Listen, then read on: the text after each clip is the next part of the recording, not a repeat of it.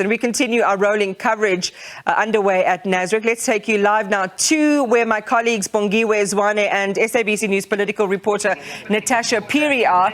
Mkhize, good evening to you and welcome. We're just playing for our viewers that exchange between our team, our reporting team at Nasrec with former President Jacob Zuma. And what we've learned over the last couple of days is that what we see is always not what is really happening just under the surface, is it? It definitely isn't, Iman. And you know that interaction with the former president, I was also even laughing when he says that he won't be drawn into these legal matters because he's not a lawyer, but he's the center of this particular legal process. And one then wonders if he's then leaving this to the, to his lawyers, and was he not part of this? Is he not aware what his lawyers are saying? At the same time, he says that he would like for his branch leadership to then tell him when he is going to then be, speaking to the media or not. So certainly, Iman, quite a lot of interesting developments here at Nasrec. And, one wonders as to really what is going to be the sentiment when he eventually grants the media that interview that we are all waiting for.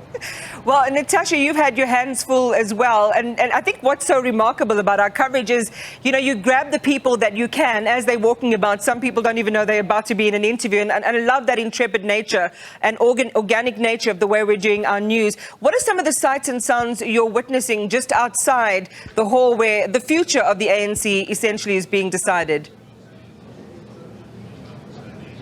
Definitely, Iman. I mean, we've been speaking to various, ANC members today. Earlier on, I spoke to Lebogang Mailo, the PEC member, and of course, subsequently, he had said that, listen, as the PEC, they have changed, in terms of their preferred candidates.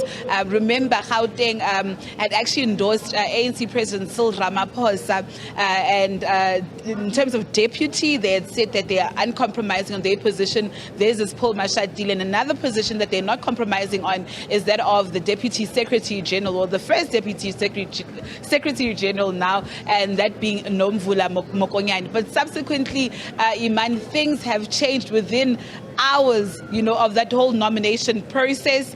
We saw there the ANC PEC in Gauteng saying that they have now changed. They are supporting Mkhize for their preferred candidate for president. And of course, deputy still stays the same. It's Paul Mashadile, and DSG is Nomvula Mokonyane. So these are just some of the conversations that we've been having with various delegates in and around here in Nasrec. Well, Mkhize, I'm going to hand it to you. I know that you have your analyst standing by, but just to echo what Natasha is saying, it's what Joe Musubia told you yesterday about the organic nature of politics when he talked about the difference between KwaZulu-Natal as a province's support for Mkhize, and yet branches such as his throwing their weight behind President Cyril Ramaphosa.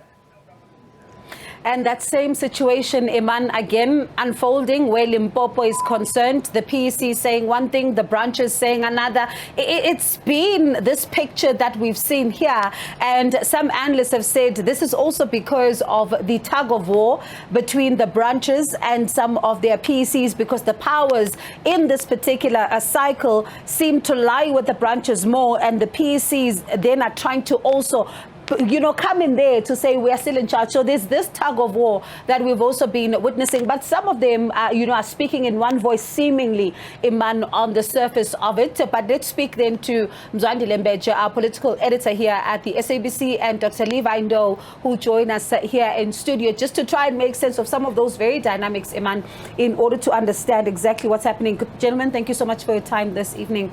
Mzwai, I'm going to begin with you. You had a very interesting interview with Sizopila Mkhize, and it also speaks to the dynamics that we've also seen at play in public between the members of the Youth League task team, right? Now, she seems to be convinced that the numbers are numbering, and I'm quoting her as she said to you, but she then goes into war talk. And says if you're ignoring or you're not taking care of your soldiers and you're pitting your soldiers against one another, suggesting Ronald Lamula versus Oscar Mabuyane, Stan Matabata versus Gwede Mantashe, you are then letting your soldiers go to other camps. It speaks of how fierce this battle is and how for them it's almost like a do or die kind of a moment. Well, thank you very much, Bongiwe, and good evening to our viewers. The fact that Limpopo PEC, I know that the branches were rebellious, but the fact that the leadership of that province have the guts to come out in public to say we are actually backing someone who we had not backed. And the reason is very simple. If you look at the revised slates, so Limpopo is actually statistically they're equal with the Eastern Cape. The difference is very little. So it's number 3 in terms of the numbers. So they feel they were actually the first to pronounce on the second term, January 8 in Limpopo. Yeah. They came out to say we want the president to return, and then we want Sten Mathabata to be the chairperson, and then come the province of Gauteng also pronouncing the same, to say that we want the president and then we want the former chairperson, which is Paul Mashatile, to be the deputy. But then you look at the slate of those who support the current president, and then none of those people are there. And then they start to say, what is happening here? So we're giving them support, we're not getting anything in return. So should we continue to beg those people? And also what confounds the situation even further, Bongiwe, is that even those who are seen to be supporting the president, amongst themselves, clearly there's no agreement. Look at the position of the deputy president. Oscar Mabuyan and Ronald Lamula are known to backing the president, but they can't agree on who becomes the candidate. Same thing as you've said with the chairperson. So all those things may have made some of the people to rethink their vote. But of course, as we have said, I don't think everyone will change, but the fact of the matter is that others, the fact that they are able to go out publicly and say, we're no longer there, tells you something. Dr. Ndou, that speaks volumes then about what is happening behind closed doors in the current president's campaign team. Of course. The dynamics of an elective conference are that nothing can be confirmed, especially when you're having a highly contested conference like this one. And I like what Mkhize just said. Because we are too much used to factional politics in the ANC, each time we speak, we'll always have to talk about the president, the deputy, and so on and so on, and always try to align them according to a particular slate that is supposed to exist. But what I've also identified in this conference is that, as confirmed by Mutlante, the chairperson of the Electoral Commission, is that they appear to have tried to deal with the slate politics. Hence, you are able to get people who would appear not supposed to be contesting each other. But what I've also observed is that the PECs appears to be having a very huge role in this elective conference. The negotiations that are taking place behind closed doors appears to be taking place between provincial executive committees. What I'm not very sure of is the extent in which they are involving the branches, because there are instances where some branches appear to be rebelling or not agreeing to what their provincial leaders are actually saying. And that also talks to the fact that the lobbying process is going to continue until the last person has to vote. But I'm trying to look at life beyond Tuesday, especially in a situation where provinces are contradicting regions and branches. What then is going to happen when these people go back to their provinces if they are not in agreement here? And what then is going to happen to branch? We know that branches here could easily get swayed to vote in a particular way apart from the mandate given to them, because that is the nature of conference.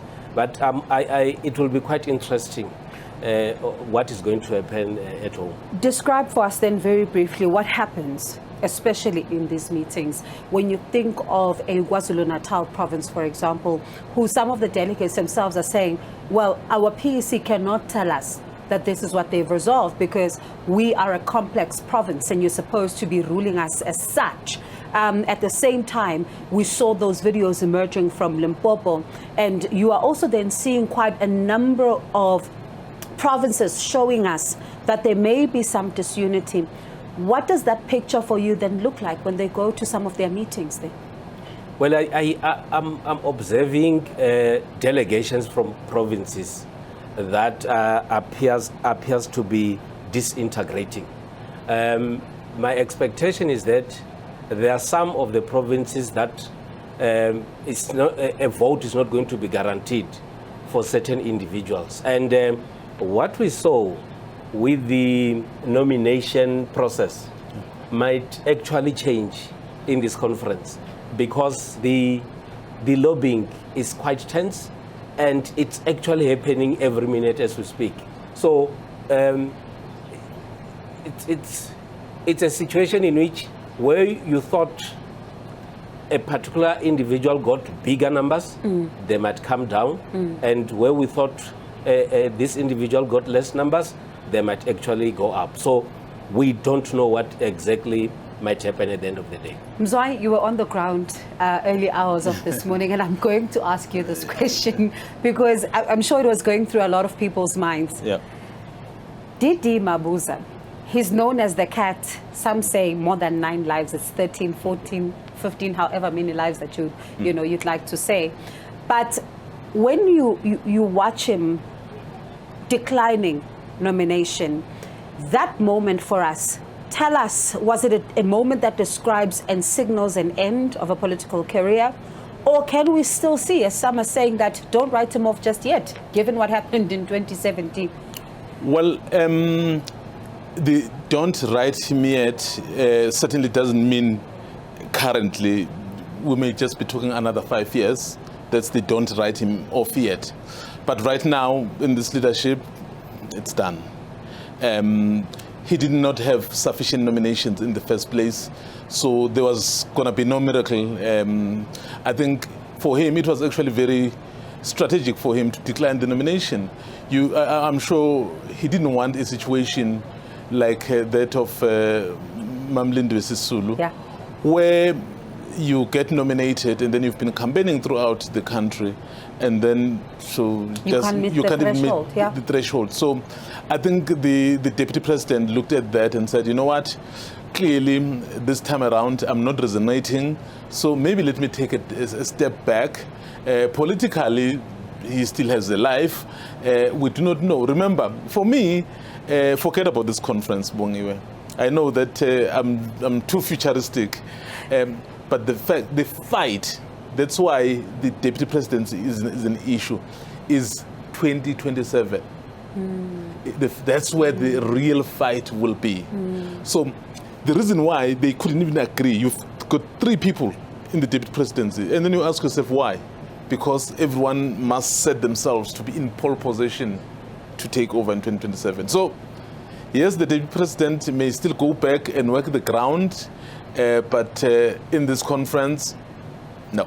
And I suppose we're going to see then a battle in 2027, as you say. So I'm staying with you. There's someone we are all wondering where he is, because we've been asking, I'm sure, every single member of the communications team. Where is Dr. Zweli Mkhize? I think Dr. Mkhize has decided to let his soldiers run the work for him. He has decided to be in the background, to coordinate, to do the things that matter. People can go out there, but he decided, and he was inside there, and he was sitting in the NSC behind, so I'm sure he was taking comfort in the fact that from being nominated by one province, all of a sudden, I'm now matching someone who was nominated by almost all the provinces. So clearly you can see that there is a lot of work that was done from his part. Of course, assisted by the fact that this other grouping didn't appear to be really sure what it wanted. And I can tell you now, the rise of Dr. Zweli Mkhize is also largely attributable to the fact that there's a bit of disorganization on the other one. Dr. Ndo, when one thinks about, the results of this morning, as we saw with the nominations and who now the delegates will be choosing from, there's a lot to talk about as far as the names of those individuals are concerned. We've seen various scandals, from a Madiba funeral to a state capture report coming out, others saying that they're taking it on review, to a moment where the country is wondering what's happening with its oil reserves. Have they been sold? Are they not being sent for rotation? There's a lot when it comes to just those names of the people there. Was this the best they've got? Is this how low or where the bar is as far as the ANC is concerned? Because Mavuso Msimang talks about how low the bar for leadership is within the ANC. Would you agree with him when you look at these particular names? I would agree. It appears as if preparations for elective conference would actually be done quite earlier, and people in the ANC would always be trying to position themselves a year, 18 months towards a conference. We had known since 2020 the people that have got ambitions to be in the National Executive Committee of the ANC. And if we have to look at questionable candidates, the question would be, does the ANC care? Do these delegates care about the nature of the people that they nominate or want them to lead? It doesn't appear as if they care.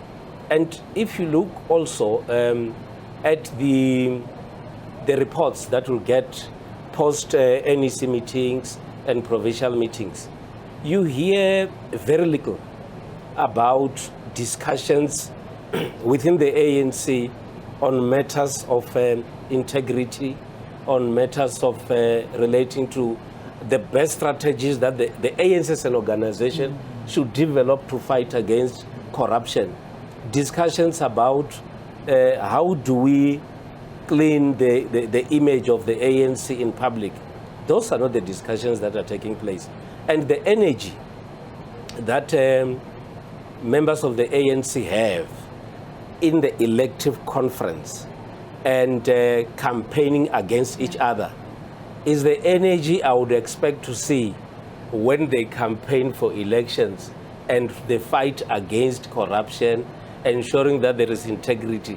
I need that kind of hype. Unfortunately, does not exist. So then, listening to you, in your view, the organizational renewal document ahead of its policy conference was just all talk? Well, I would challenge you to get 5 delegates at the conference and ask them about the renewal document, what is entailed in the renewal document of the ANC. And I would bet you that you might get some who would not know exactly what is in that document. But I think it will be informed by the fact that the focus of every delegate now is on who is supposed to be elected. And I agree with Mzwai that after the announcement of the top 7, there is going to be a lot of relaxation because what is in the minds of the delegates now is elections. So Mzwai, listening to Dr. Ndo then, and one listens to what the president had to say when he was tabling his political report, he talks about the quality of a cadre that they're hoping to attract into the ANC. If then you can, go to some of them and ask them what the organizational renewal document says, and they can't even tell you, it tells you that they then possibly are not grappling with the issues that you and I face on a daily basis. Certainly. In fact, one of the glaring examples of that was at the opening of the conference. I don't want to be misunderstood on this one. The members have a right to express their dissatisfaction in whatever way or shape, obviously in a civilized way. But then you get to a situation where you are all called to order to sit now because you've made your point. You hear delegates who mouth things that obviously can't be repeated on air. And then you are saying, these people, 4,000 of them, they may belong to a governing party, but they've come here to represent their communities. Remember, you may not be a member of the ANC, but currently the ANC is the governing party. So it governs each and everyone's aspects of our lives. So anyone who comes from a particular district, a particular region, so must have the mandate to change the quality of the life. So, but if you find someone who has been tasked to come and deal with those matters important here, can't just subject himself or herself to something as basic as just a little bit of respect, because there are certain things that are not done. People mouthing things that, as I've said, you can. So it tells you about the quality of some of the delegates. I'm not going to say all the delegates, of some of the delegates. I think where the ANC may have lost it, yes, it's good to have big numbers. We have 1 million numbers, it's good. But President Big once said something very interesting, Dr. Ndo.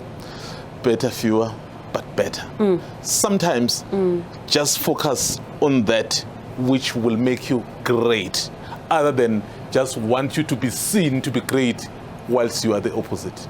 So I suppose then, listening to that, Dr. Ndo, it'll remain a pipe dream for the ANC, because when they talk about how they want their branch delegates to be at the heart of what communities are grappling with, they want them to be present with their community members. The president also talking very much about this at possibly every gathering that he goes into when he engages with the communities.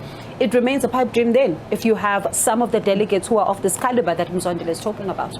The reason the president would always talk about these issues, in my view, is because him and his leadership have identified that there's a problem with the quality of membership that they have. I know that the ANC has developed a school to guide the cadres that come into the movement so that they have a better understanding of the movement and ensuring that they behave in a particular manner. The question would be, have they done an evaluation whether there are good results out of the establishment of the school? What are the positive things that they can identify and say, because of the school that we have established, this is the output that we have?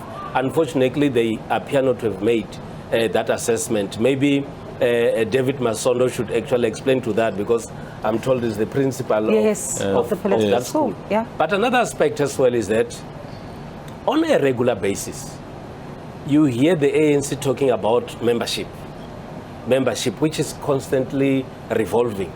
And I think it becomes a challenge to have these people coming together, because others are joining this week, others will join next week, others will join the other week.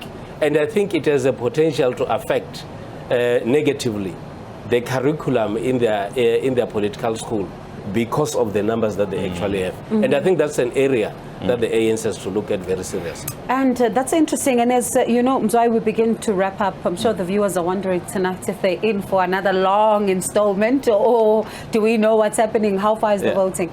Well, we are at the very early stages of the voting. So you still, you are going to have smaller provinces perhaps voting first, and then you have the PECs. So the bigger provinces are yet to come. So clearly, we are still going in it for a very long haul.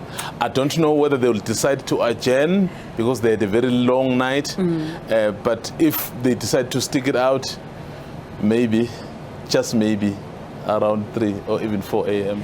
You've got the sneakers, the right kind of shoes for this job as you go back again, possibly to the floor at plenary, and giving us a blow-by-blow with your team as to what is happening. Dr. Ndo, you and I think our shoes are safe. I might have to get sneakers a little later on. Thank you so much to you both for your time. And Iman, these are some of the issues we're grappling with here. Not only politically what is happening, but also whether or not are we in for another long night, are we not? As has been the history of conference, things are unpredictable. So you do not know whether you're wrapping up at midnight or you're going to be wrapping up in the early hours of the morning. For that, it's back to you from now.